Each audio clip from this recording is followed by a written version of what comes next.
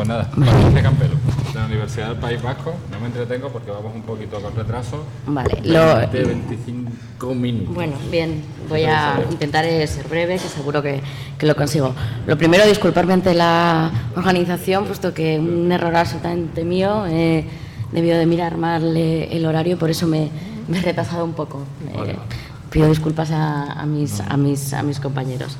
Bueno, y dar las gracias, por supuesto, a los organizadores de la jornada y al resto de compañeros aquí presentes.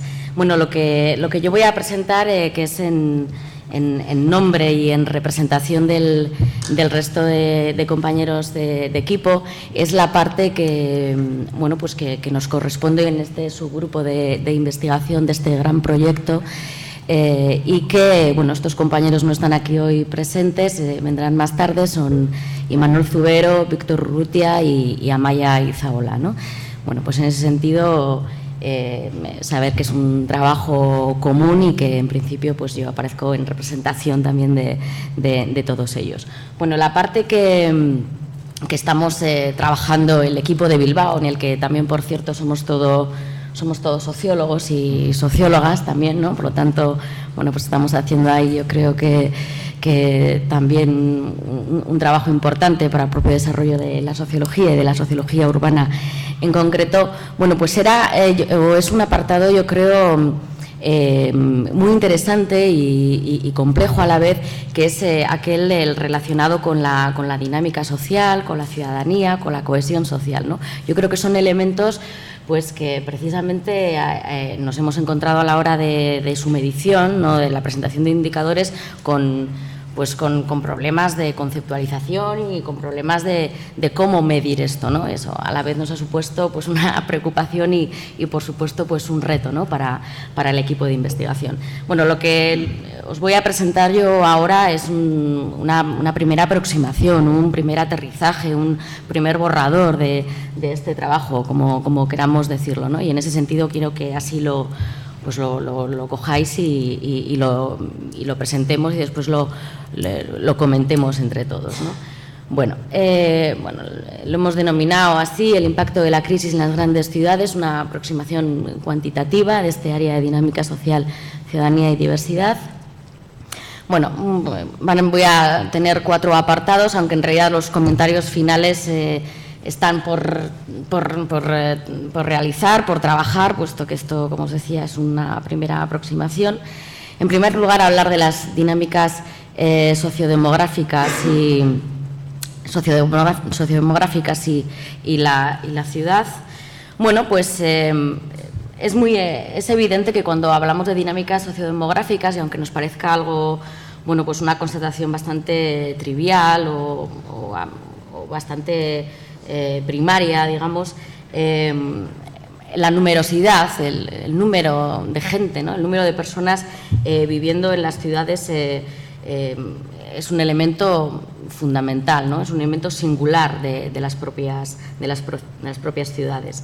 Es por esto, ¿no?, que digamos que las preocupaciones, una de las preocupaciones más recurrentes dentro del análisis de las propias ciudades sea en los últimos años uno de los fenómenos denominado como el encogimiento demográfico, ¿no?, o el shrinkage, ¿no?, que utilizamos también esta palabra, normalmente asociado este proceso a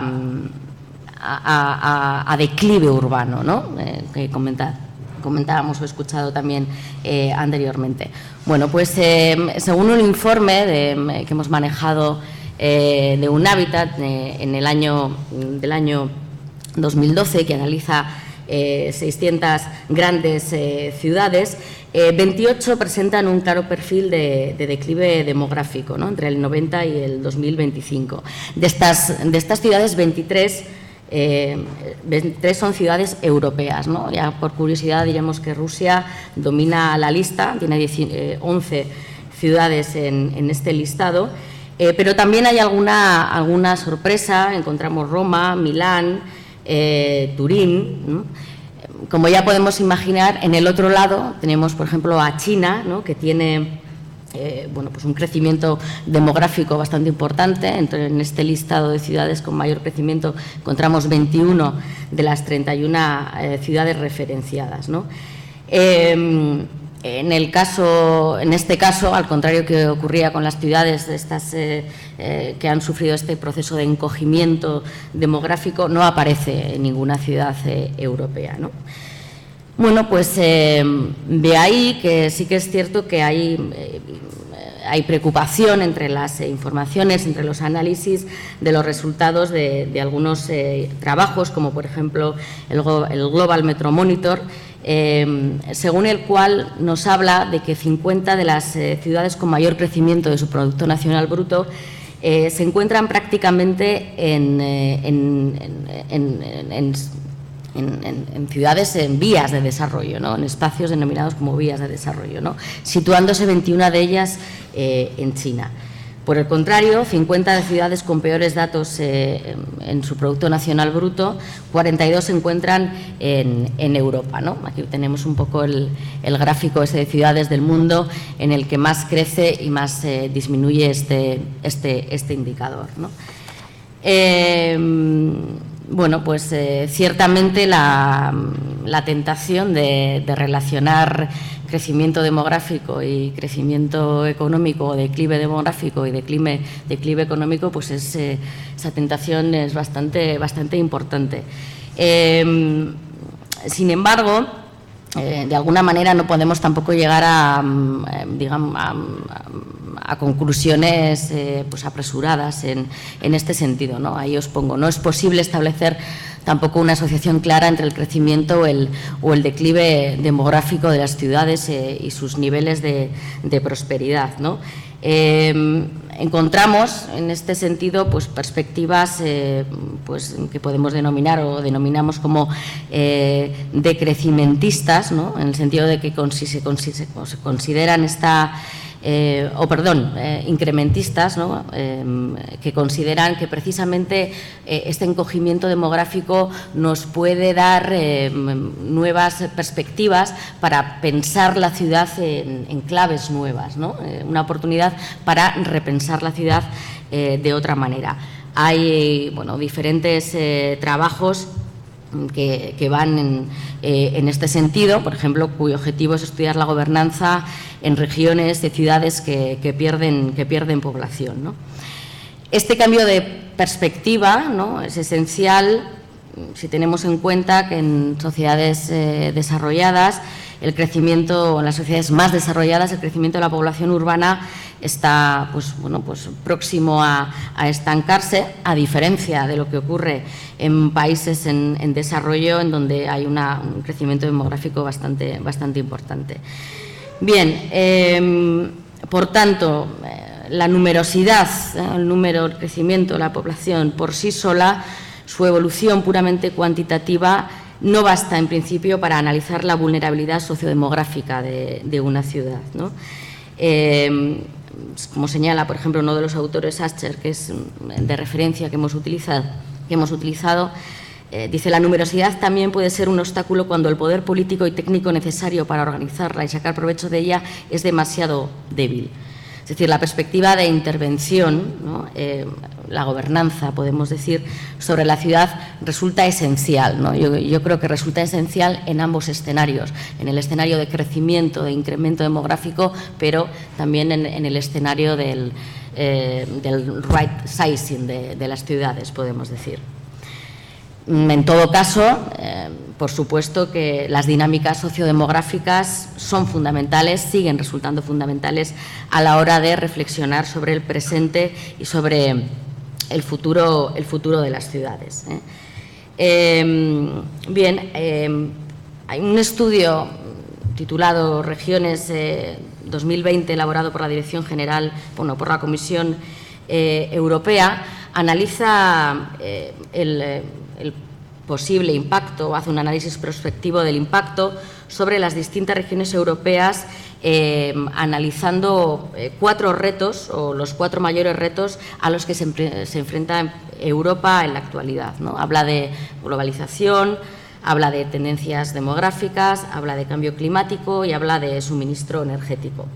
Bien, mediante una serie de indicadores, pues, bueno, realiza una especie de índice de vulnerabilidad que en principio determina el grado de vulnerabilidad de las regiones, ¿no? Sí que es cierto que, aunque estamos todos con la escala ciudad o la escala municipal, bueno, pues este índice llega a esa escala regional. En lo que se refiere al cambio demográfico, que es un poco, pues, la parte más fuerte o más potente que hemos trabajado nosotros en el grupo de Bilbao, considera, como yo creo que ya, pues, todos tenemos en la cabeza, que en los próximos años se va a transformar la estructura de edad y, por supuesto, de empleo de nuestras sociedades, con importantes consecuencias desde la perspectiva de la eficiencia económica y también de la equidad o de la igualdad intergeneracional, ¿no? La demografía es evidente que tiene importantes consecuencias sobre un gran número de áreas relevantes de acción política. Hablamos repercusiones sobre la salud, sobre las finanzas públicas, mercado de trabajo, etcétera. Bueno, a partir de estas proyecciones, como os digo, hace un índice de vulnerabilidad. Aquí tenéis, bueno, pues un poco el mapa o esa imagen fundamental, que ha basado en estimaciones del porcentaje de población de 65 años o más, porcentaje de población en edad laboral y descenso de la población en 2020. Bien, aunque es a una escala, como os digo, regional, no es la escala territorial de referencia para nosotros. Bueno, aquí consideramos unos datos importantes, ¿no? Vemos que hay enormes disparidades de situaciones en relación a España, con territorios que se pueden denominar, pues, no sé, altamente vulnerables, que puedan ser Asturias, Castilla y León, Galicia y, en menor medida, País Vasco, junto a otros que se reconocen como apenas expuestos a esa vulnerabilidad demográfica, ¿no? Que serían, por ejemplo, Canarias, Melilla, Ceuta, Baleares o Andalucía.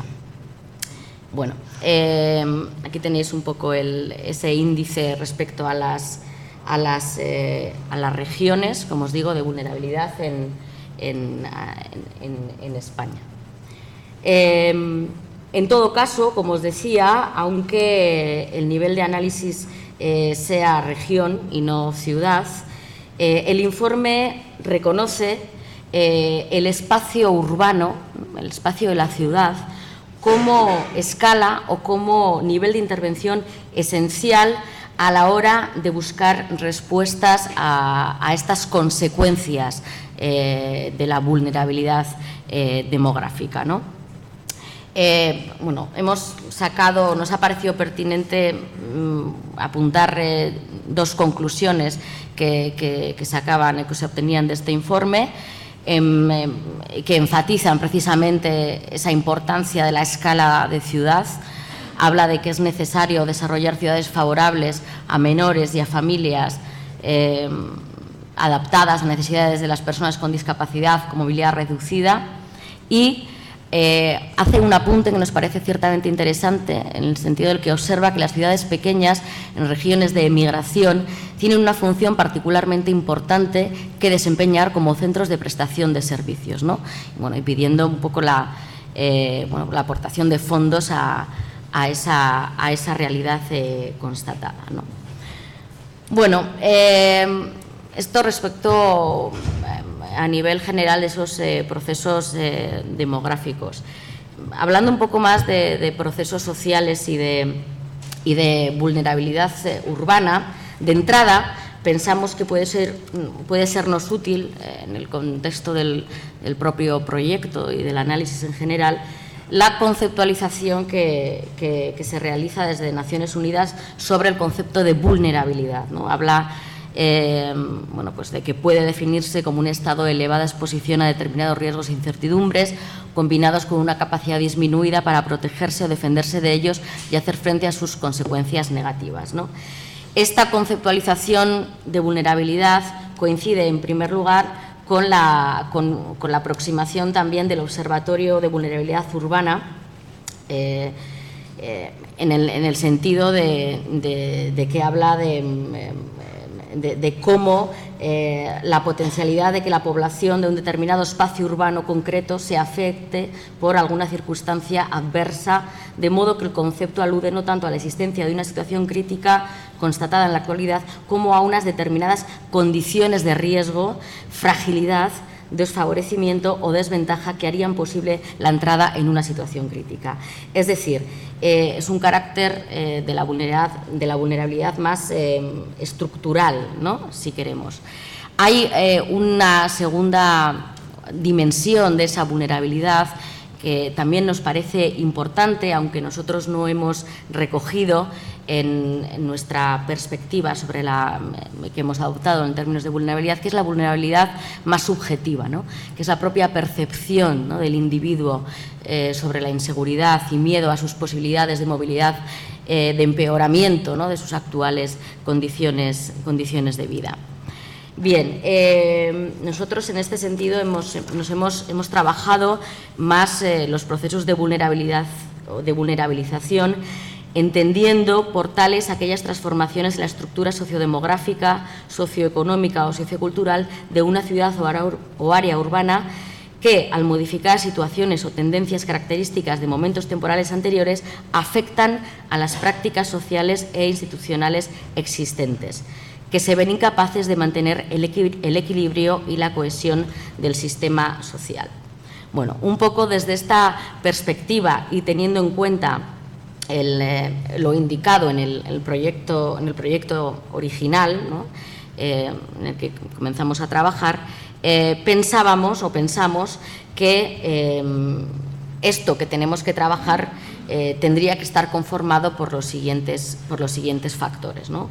Hablamos de factor demográfico, con especial atención a fenómenos de envejecimiento, como hemos dicho, natalidad y transformación de la composición de los hogares. Hablamos de factores socioeconómicos, con especial atención a los fenómenos de pobreza y desigualdad económica. El factor educativo, atendiendo a población sin estudios, niveles de formación de tercer ciclo. Factor etnocultural, con especial atención al fenómeno de la diversidad asociada a la inmigración extranjera. Y factor sociopolítico, con especial atención al tipo y cantidad del capital social, ¿no?, este concepto relativamente nuevo, ¿no?, pero tan potente y tan interesante en términos de cohesión social, ¿no?, que es, digamos, lo que analizamos en nuestro grupo, y los modelos de gobernanza urbana. Un poco la plantilla de indicadores que, como os digo, hemos empezado a trabajar en torno a estos factores sería la que tenéis ahí a continuación, ¿no? Un poco, si hablamos de envejecimiento y tamaño del hogar, hemos mirado la evolución de la población, índice de vejez, índice de sobreenvejecimiento, envejecimiento, dependencia de mayores de 65 años, hogares unipersonales y porcentaje de hogares monoparentales. Bueno, cuando hablamos de socioeconómicos, aquí entrábamos en terreno del otro grupo, ¿no?, porque, pues, por supuesto, la cuestión del empleo es fundamental cuando hablamos de este factor en concreto, pero, bueno, pues tratando de diferenciarnos, nos hemos centrado más en análisis de pobreza y de desigualdad, pobreza relativa, pobreza subjetiva, índice de Gini. Cuando hablamos también de cohesión social, incluimos el factor educativo, como decía, población sin estudios, población con estudios universitarios, factores etnoculturales, aquí hablamos a diversidad asociada a inmigración extranjera, tasa de extranjería, población infantil extranjera, saldo migratorio, índice de diversidad, y factores sociopolíticos, básicamente la cuestión del capital social, evolución del capital social y evolución del capital social per cápita. Bueno, un poco lo que traíamos para presentaros son las informaciones o los datos que disponemos hasta este momento de esta batería de indicadores. Básicamente, sobre todo, lo que tenemos más trabajado es la primera parte demografía, y es donde hemos podido aterrizar en mayor medida a una escala municipal o de ciudad. Bueno, y en algunos casos, por ejemplo, tema de capital social, son pues meramente orientativos, puesto que ni la escala ni la evolución temporal disponemos de momento datos a nivel municipal para presentar. Bien, cuando hablamos de evolución de la población, aquí tenemos bueno, pues, las diferentes ciudades analizadas, ¿no? Hemos hecho el gráfico de esta manera para que lo podáis ver perfectamente. ¿Cuáles son las principales conclusiones que sacamos de aquí? Bueno, pues como vemos, la población se ha incrementado en su conjunto en este periodo. Hay ciudades que en 2011 han perdido población con respecto al año anterior, aunque no en la misma proporción. Hablamos en este grupo de Barcelona, Bilbao, Madrid, Málaga, Santander, Sevilla, Valencia, Valladolid y Zaragoza. Hay algunas ciudades que han perdido población entre el principio y el final del ciclo analizado, que son Bilbao, Santander y Valladolid, y el resto de ciudades han ganado población a lo largo de todo el ciclo, ¿no? Es importante aquí que veamos, puesto que es la población de la ciudad, ¿no? Como el propio factor metrópoli o el propio factor contextualizador de la provincia nos daría también luz y explicación a esto, ¿no? Ciertamente no hemos incluido esa mirada en el análisis, lo incorporaremos bueno, pues digamos en futuros, en el trabajo que vamos a desarrollar. Bien, aquí tenéis la evolución del índice de vejez. 10 de las 18 ciudades estudiadas presentan un índice de vejez superior a la media española: Barcelona, Bilbao, Gijón, Madrid, Pamplona, Santander, Valencia, Valladolid, Vigo y Zaragoza. El índice de sobreenvejecimiento, que es la población de 75 y más años por cada 100 habitantes, resulta especialmente elevado en Bilbao, Gijón, Santander y Barcelona, siendo más reducido en Badajoz, Murcia y Palma de Mallorca. Tasa de dependencia, bueno, vemos que hay algunas ciudades que repiten, ¿no? en estos análisis. Bilbao tiene la tasa de dependencia más elevada. En el caso incluso de Bilbao, 54 personas de cada 100 se encuentran fuera del mercado laboral y 52 en el caso de Pamplona. Bien, la tasa de dependencia de personas mayores de 65 años, tenéis aquí, como veis, volvemos a incluir Bilbao y Gijón entre las ciudades en primer lugar.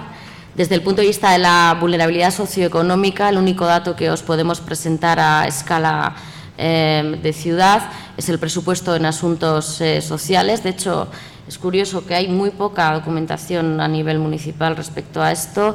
La fuente que hemos utilizado es un estudio que hizo la revista Consumer sobre municipios y presupuestos. Este es el dato más, digamos, más a escala municipal que hemos podido localizar. Respecto a la vulnerabilidad, voy muy rápido porque ya creo que me he pasado de tiempo. La vulnerabilidad educativa también es un elemento fundamental, y la cuestión del capital social. Entre los municipios objetos de investigación, Madrid, Bilbao y Barcelona figuran como los de mayor capital humano, medido en términos de años de estudios. Bueno, aquí os traía la tabla. Respecto a la vulnerabilidad etnocultural, la evolución de tasa de extranjería, vemos como Palma de Mallorca, Barcelona y Madrid están entre las primeras ciudades. La tasa de población extranjera en edad infantil, también Palma de Mallorca, después Logroño, Madrid y Barcelona, en esos primeros lugares. Aquí os presentamos la evolución del índice de capital social por provincias. No tenemos todavía, no sé si seremos capaces de localizarlos a nivel municipal, pero bueno, a título orientativo pues nos parece bastante interesante. Las Palmas, Baleares, Murcia, Málaga. Bien, y el volumen de capital social per cápita por provincias, ¿no? Bueno, en el documento presentamos pues un poco la lectura también de esta parte del capital social, que si tenéis interés podéis documentaros en este trabajo. Bueno, pues esto sería un poco los datos que os traemos. Como os digo, en nuestro apartado, por la propia naturaleza de lo que nos tocaba estudiar, ¿no? La dificultad de medición y sobre todo la dificultad de medición a escala ciudad y a escala municipal es bastante importante, ¿no? En todo caso, bueno, pues ya vamos viendo elementos interesantes y que, bueno, pues incorporaremos en su debido tiempo y con la reflexión oportuna al trabajo de investigación de todo el grupo. Nada más, ya siento haberme extendido. Gracias.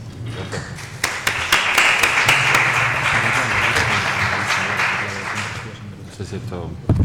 Patricia, ¿no te has extendido?